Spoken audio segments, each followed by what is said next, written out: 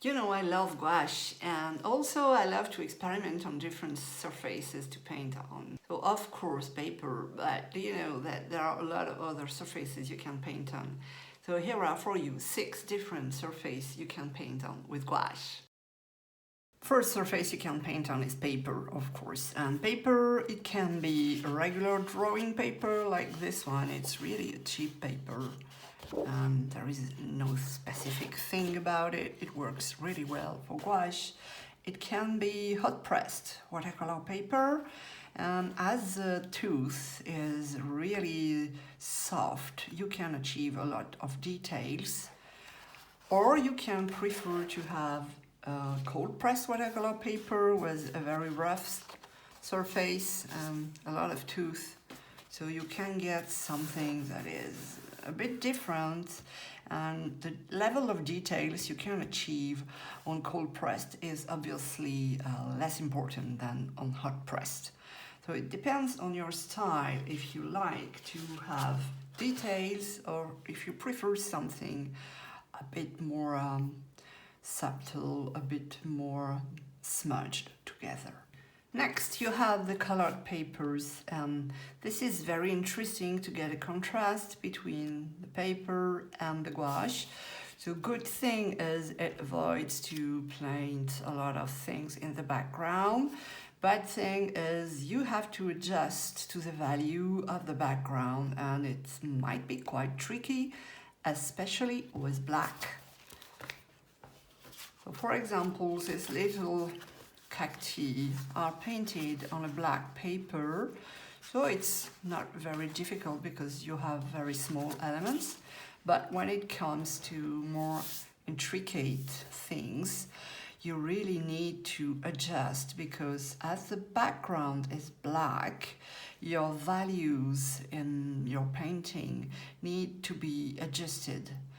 And it's not the same as if you were painting on black. So this is a very good exercise if you want to practice your values. For an added texture in your background, you can paint on vintage paper.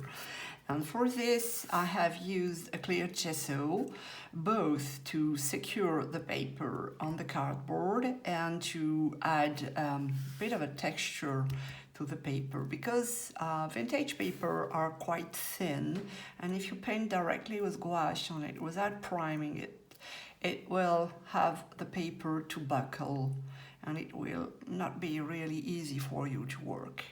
So it works also with newspaper as well, as long as you are using a clear gesso if you want to keep the background, or a white gesso if you want to cover it a bit. What can be interesting as well is to paint on wood.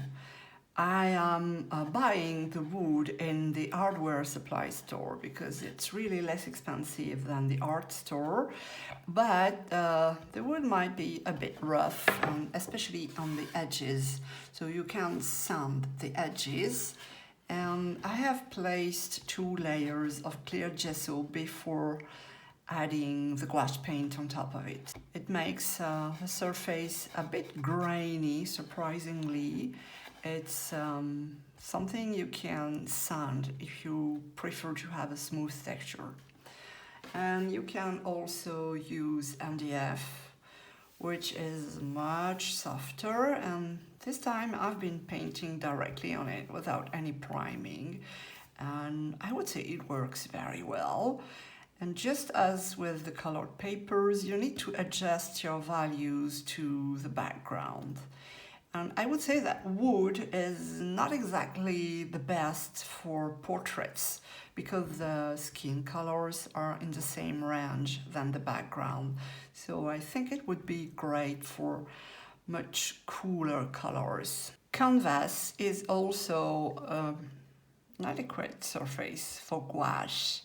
This one is linen that is stretched on a cardboard, and you can use also the stretched canvas. I don't like it because I find it too soft for me. I like to have a firm surface, but that's a matter of taste.